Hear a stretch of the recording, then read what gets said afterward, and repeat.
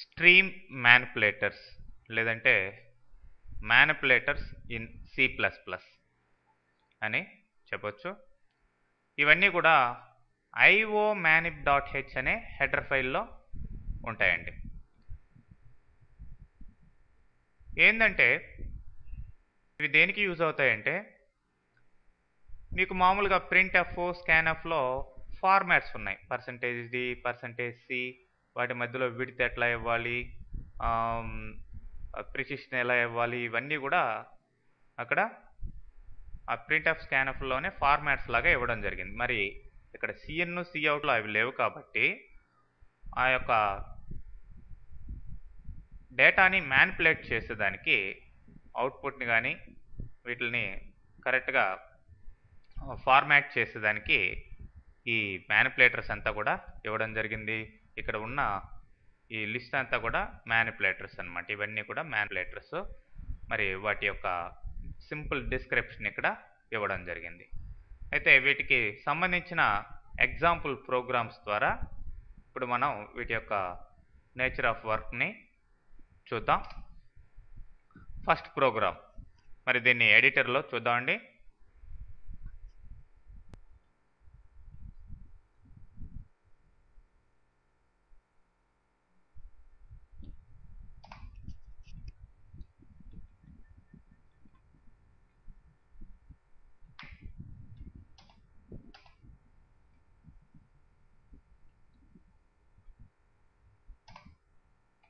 చూడండి, ఇక్కడ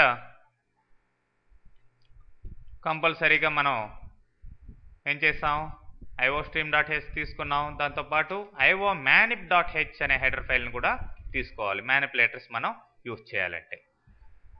మరి కింద మనం ప్రోగ్రాంలోకి వచ్చినట్లయితే మెయిన్లోకి ఫ్లోట్ అనే డేటా టైప్కి a5 అనే ఒక అరే వేరియబుల్ తీసుకొని దానికి 5 అనే సైజు 5 మెమరీ సెల్స్ ఇవ్వడం జరిగింది. వాటికి డైరెక్ట్గా వాల్యూస్ కూడా ఇక్కడే అసైన్ చేస్తాను. 5 వాల్యూస్, ఫ్లోటింగ్ పాయింట్ వాల్యూస్. ఇది first value, second value, third value, fourth value, అట్లా. కొన్నిటికి డిసిమల్ ప్లేసెస్ డిఫరెంట్గా ఇచ్చాను, కొన్నిటికి అసలు డిసిమల్ ప్లేసెస్ ఇవ్వలేదు. ఇప్పుడు 1000కి 45కి ఇవ్వలేదు, పాయింట్ అసలు పెట్టలేదు. మరి అన్నిటికీ కూడా equal decimal places, equal precision, point తోటి ఎలా పెట్టాలి అనే దానికి కింద మనం ఫర్ లూప్ ద్వారా ప్రతి వేరియబుల్కి కూడా ప్రతి వాల్యూకి కూడా ఎలా ఫిక్స్ చేయాలి, పాయింట్స్ని ఎలా ఫిక్స్ చేయాలి, అది కూడా 2 డిసిమల్ ప్లేసెస్కి ఎలా ఫిక్స్ చేయాలనేది చూద్దాం.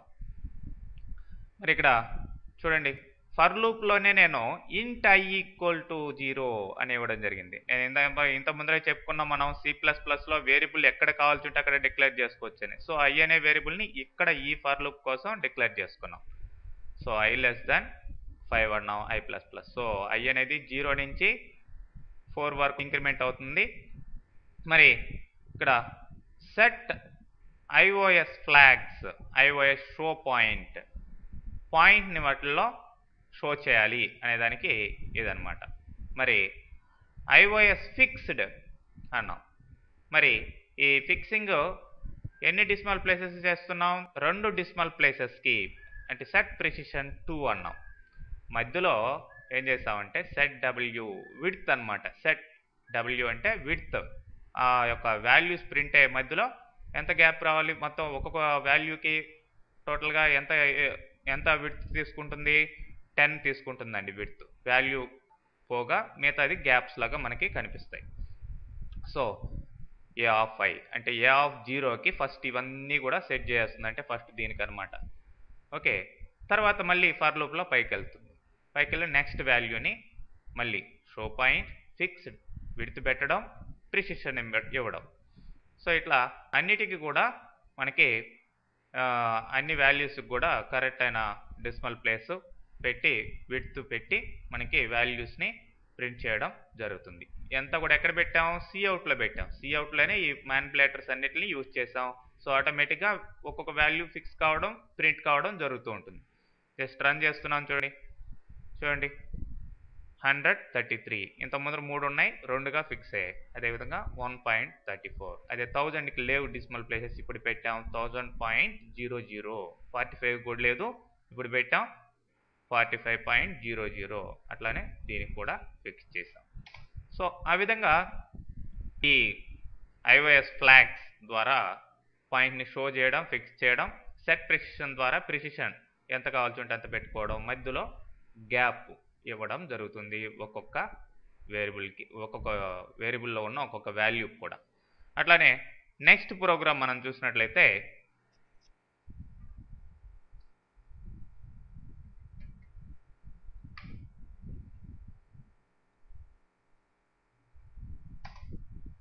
ఇక్కడ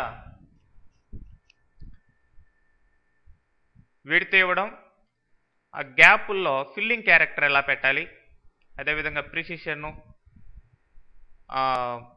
ఎట్లా పెట్టాలి, ఇవంతా కూడా డిఫరెంట్ వేలో మనం చూద్దాం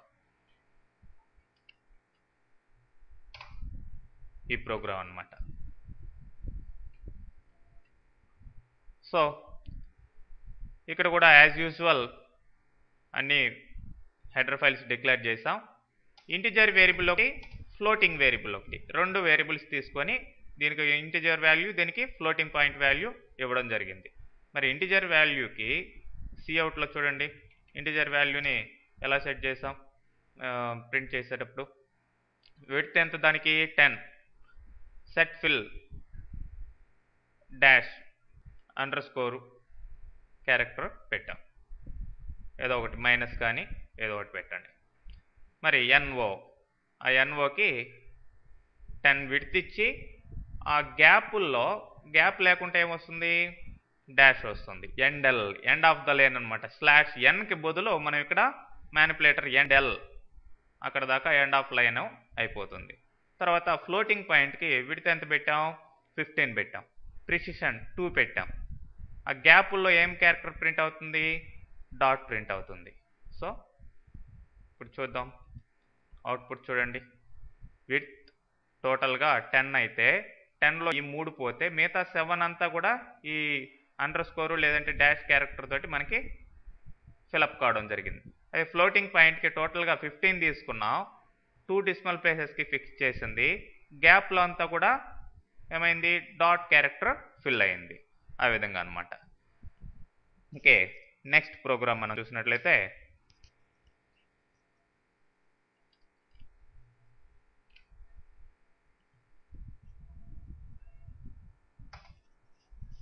ఇక్కడ చూడండి, డిఫరెంట్ నంబర్ ఫార్మాట్స్లోకి ఎలా, నంబర్ సిస్టమ్స్లోకి ఎలా ఒక ఇంటిజర్ వేరియబుల్ని కన్వర్ట్ చేసుకోవచ్చో చూపించడం జరిగింది. మామూలుగా ఇంటిజర్ వేరియబుల్ తీసుకున్నాం ఎన్ఓని, ఎన్ఓకి వాల్యూ తీసుకుంటున్నాం ఇక్కడ సీన్ ద్వారా.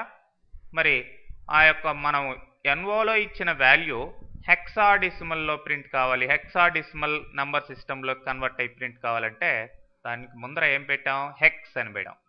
సో హెక్స్ ఎన్ఓ, హెక్సాడెసిమల్ వాల్యూగా ప్రింట్ అవుతుంది. అదే ఆక్టల్ వాల్యూలోకి కన్వర్ట్ అయ్యి ప్రింట్ కావాలంటే ఓసిటీ ఎన్ఓ అన్నాం. మళ్ళీ యాజ్ యూజువల్గా డెసిమల్ వాల్యూగా ప్రింట్ కావాలంటే డిఈసి అని ఇచ్చాం. చూడండి ప్రోగ్రామ్ రన్ చేస్తున్నా, నేను 10 అనే వాల్యూ డెసిమల్ వాల్యూ ఇవ్వడం జరిగింది.